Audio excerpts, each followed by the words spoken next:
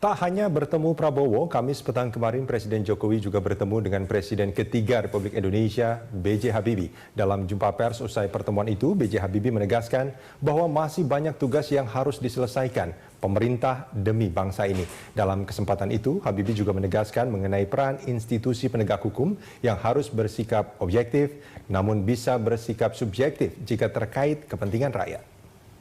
Tapi jangan lupa, keputusan presiden yang dipilih langsung oleh rakyat, produk hukum juga itu. Sama. Akarnya juga undang-undang dasar. Jadi saudara, saya datang kemari sebagai bagi Anda semua saya punya definisi. Siapa di bawah usia 40 tahun, panggil saya Eyang. Jadi Anda mungkin panggil Eyang saya. Siapa di atas 40 tahun, panggil saya Pak D termasuk.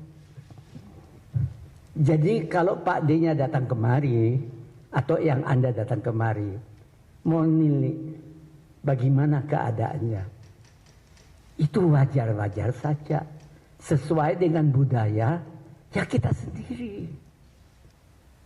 Jadi kalau saya jelaskan itu, saya yakin Anda tahu. Dan udah deh, kita rame-rame membangun Indonesia. Dan rame-rame mensukseskan program-program yang sudah di dalam ambang pintu. Sekian aja deh. Yang lain tanya aja sama Bapak Presiden ya. Institusi penegak hukum itu harus objektif, tetapi subjektif kepada kepentingan rakyat. Itu. Untuk menjelaskan itu, tidak bisa dalam 5 menit saya jelaskan. Yang benar ya, it's impossible. Tapi itu saja. Penegak hukum itu harus objektif, tapi subjektif terhadap kepentingan rakyat. Itu. Jangan kita bilang, oh menurut undang-undang internasional ini, undang-undang itu semua objektif dan sebagainya. Tapi kalau kita lihat pada akhirnya rakyat nggak keberatan apa-apa. No. Saya yakin he must be better than Eyangnya, dari Pak D-nya. Kalau nggak ada progres. Menilai kepemimpinan seseorang itu, kalau yang dia pimpin lebih hebat dari dirinya. Dan saya yakin ayahnya, eyangnya, yang generasinya Pak Habibie, dan juga ayah dan eyang Anda, generasi saya, akan bersyukur kalau Anda lebih baik dari mereka semua. Oke? Luar biasa pernyataan B.J. Habibie tadi ya, Mas Tantowi dan juga Mas Kris ya. Nah, ini kalau saya mencoba untuk mengutip kalimat yang hampir terakhir tadi, bahwa institusi hukum itu harus objektif, tapi harus subjektif jika bicara soal kepentingan rakyat. Ya, pada akhirnya apa yang disampaikan oleh Presiden Habibie tadi adalah rakyat. Ya. Demi kepentingan rakyat. Jadi supremasi tertinggi itu adalah rakyat. Jadi ketika itu untuk kepentingan rakyat, maka objektivitas di bidang apapun itu menjadi kalah. Nah, jadi dalam Anda sepakat dengan itu artinya? Sangat sepakat. Jadi dalam perspektif ini yang ingin disampaikan oleh Presiden Habibie, bahwa ketika itu untuk kepentingan rakyat, ya jangan perhatikan lagi hal-hal yang lain. Gitu, ya. Harapan rakyat. Harapan rakyat.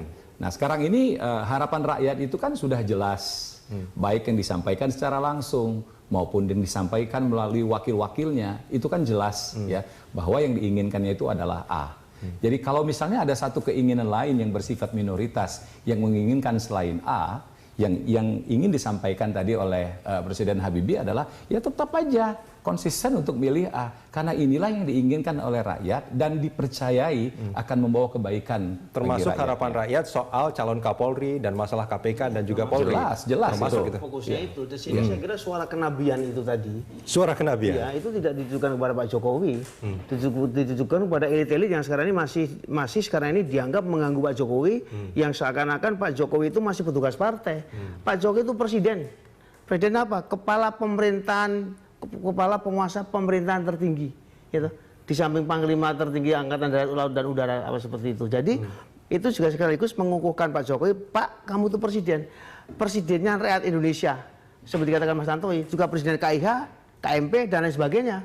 Jadi mesti Atau presiden partai tertentu apalagi ya? ya tidak ada itu tidak ada tuh. Yang bilang kan rakyat Indonesia jumlahnya 50% lebih kan. Jadi oleh karena itu juga penguatan iman politiknya Pak Jokowi supaya dia tidak kemudian juga hanyut ke dalam keruwetan-keruwetan yang dihadapi oleh lingkaran dalamnya, ya kan? Jadi itu saya kira penting sekali bagi Pak Jokowi sekarang ini sudahlah semakin mantap, jangan terlalu lama menunggu, ya.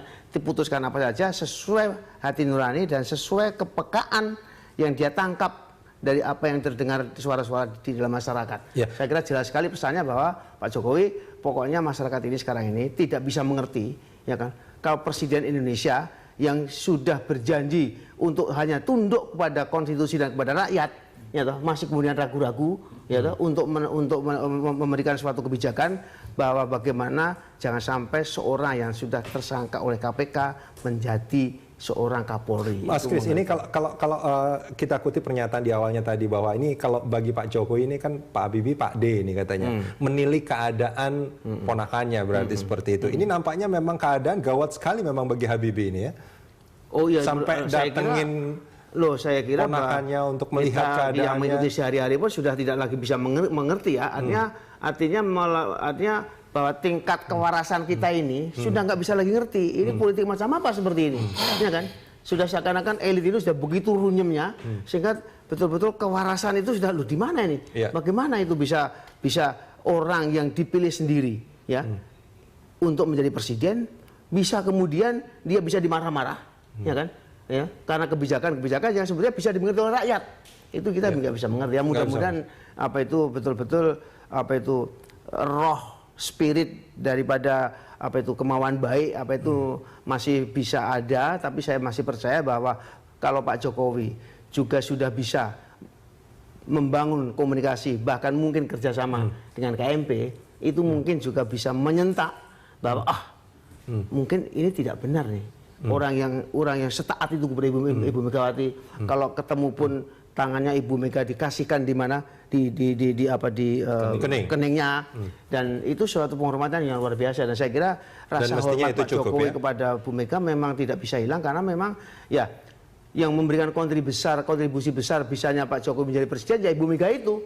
Bagaimana dia kemudian bisa melepaskan egonya untuk tidak menjadikan dirinya memaksakan ketua umum PDIP menjadi presiden, itu saya kira bagi Pak Jokowi itu juga merupakan suatu utang budi yang besar. Tapi tentu batas utang budi itu tidak bisa lagi melebihi bahwa ini ada kepentingan rakyat yang lebih besar. Tidak apa-apa. Tapi utang budi juga jangan jadi pamrih juga bagi utang budi tidak membenarkan bahwa kemudian Pak Jokowi hanya mengikuti apa yang dikatakan oleh siapapun yang melawan kehendak rakyat. Dan saya kira kalau ini sebetulnya ya, kalau KIH itu kemudian juga sebetulnya bisa mendorong Pak Jokowi menjadi sukses, ya kan?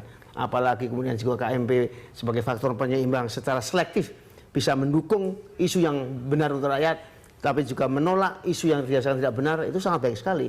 Itu model suatu sistem presidensial yang saya kira akan menjadi model yang ideal di negara yang sangat plural seperti ini, sangat heterogen, negara kesatuan, otonomi luas, tapi ada efektivitas seorang presiden. Baik, bukan hanya setelah mengusulkan terus diglendotin kayak gitu ya Mas Kris ya? Ya itu. Ya, Mas Tantowi, ini kalau kita bicara apa yang sudah terjadi kemarin, pasca pertemuan Prabowo dengan Jokowi, apakah ada instruksi langsung dari Prabowo ke KMP? Tidak ada. Instruksi apa yang dimaksud itu? Ya, mungkin ada pesan-pesan yang disampaikan, atau bahkan mungkin sebelum pertemuan itu sudah ada pesan yang disampaikan. Tidak ada. Bagi kami hanya melihatnya sederhana, bahwa para pemimpin negeri ini harus bersatu, harus berkomunikasi. Ya. Antara satu pemimpin dengan pemimpin lain itu tidak boleh ada kebencian yang dilembagakan.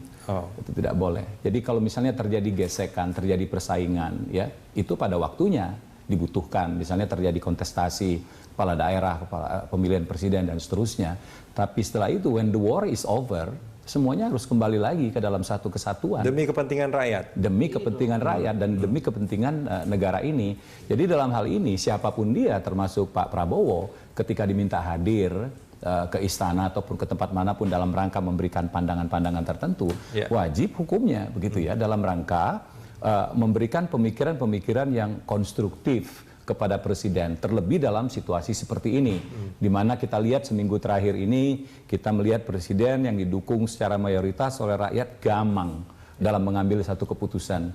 Nah, oleh karena itu wajib hukumnya bagi siapapun, ya, apakah itu pemimpin-pemimpin yang ada di lingkungan pemerintahan maupun yang ada di luar, untuk memberikan kontribusi pemikiran yang solutif. Oke, nah Mas Tantowi, ini kalau tadi dikatakan setelah Pak Prabowo diundang untuk ke istana, apakah pada saat undangan itu sampai ke Pak Prabowo ini dikonsultasikan ke KMP atau Prabowo langsung mengambil tindakan, mengambil keputusan untuk datang? KMP itu kan sebuah koalisi, semacam forum bagi kami untuk menyatukan derap langkah dalam rangka mencapai tujuan tertentu, ya. Tujuan tertentu itu adalah kesejahteraan. Tapi selebih daripada itu, 5 partai yang ada di dalam koalisi Merah Putih itu tetap otonom. Artinya banyak juga kebijakan-kebijakan yang tidak perlu kami share dengan partai sebelah. Termasuk gitu, ya. undangan dari Pak Termasuk Presiden. undangan dari Presiden itu. Dan itu tidak menjadi masalah perlu bagi Pak Prabowo untuk komunikasi, apalagi sampai minta persetujuan dari ketua-ketua partai lainnya. Begitu juga ketika Pak ARB diminta ke istana oleh Pak Jokowi. Nah, namun adalah satu kepatutan, ya. Setelah pertemuan tersebut, maka di-share-lah informasi tersebut. Yang suka atau tidak suka itu terkait dengan kepentingan koalisi juga. Dan itu sudah dilakukan? Dan itu sudah dilakukan. Kita akan dengarkan nanti isinya apa. Ya. Sebetulnya kalau politisi seperti Mas Tantowi, damai suasananya. Oke, kita akan sambung di segmen berikut nanti Mas Chris.